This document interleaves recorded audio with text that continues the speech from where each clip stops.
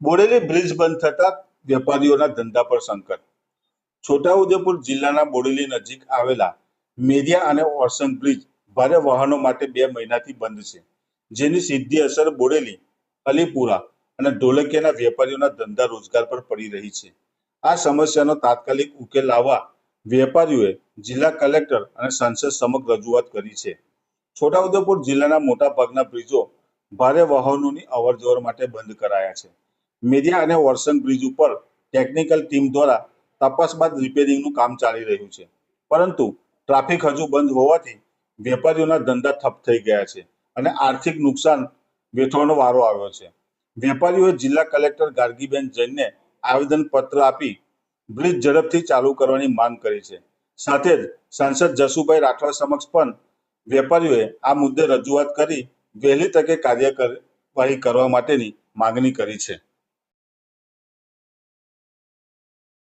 Collector સાહેબશ્રી તથા DDO સાહેબશ્રી હાજર હતા અને એમના હાજરમાં અમે બોડેલી વેપારી એસોસિએશન તમામ એસોસિએશન મંડળના અગ્રણીઓ રજૂઆત કરી છે કે આ જે બ્રિજો ચારે તરફના બંધ કરવામાં આવ્યા છે એ બ્રિજો તાત્કાલિક તબક્કે એને સુધારણા થાય કાં પછી વૈકલ્પિક ડાયવર્ઝન આપવામાં આવે।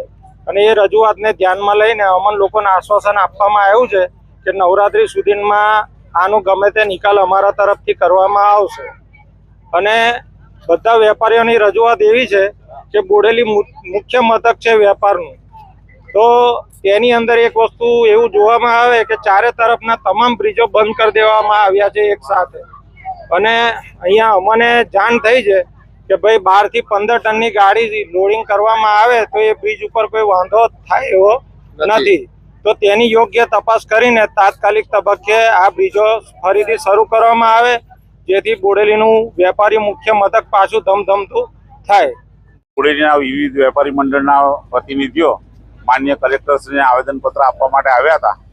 અહીંયા અમે રજૂઆત કરી છે કે જે બંને બ્રિજ, મેરિયા બ્રિજ અને ઓરસંગ બ્રિજ બે બંધ કરવામાં આવ્યા છે છેલ્લા 2 માસથી, એ દરમિયાનમાં અહીંયા બોડેલીની અંદર દરેકે દરેક કામ ધંધા પર અસર પડી છે અને પૂર્વવત બધો વ્યવહાર શરૂ થાય એ માટે ડાયવર્ઝન બનાવી આપે, કાં તો આ બ્રિજનો જે રિપોર્ટ આવ્યો છે એના અનુસંધાનમાં જે સમારકામ કરી અને બ્રિજને ફરીથી ચાલુ કરે અને બધાના કામ ધંધા પૂર્વવત થાય એવી અમે માગણી કરી છે।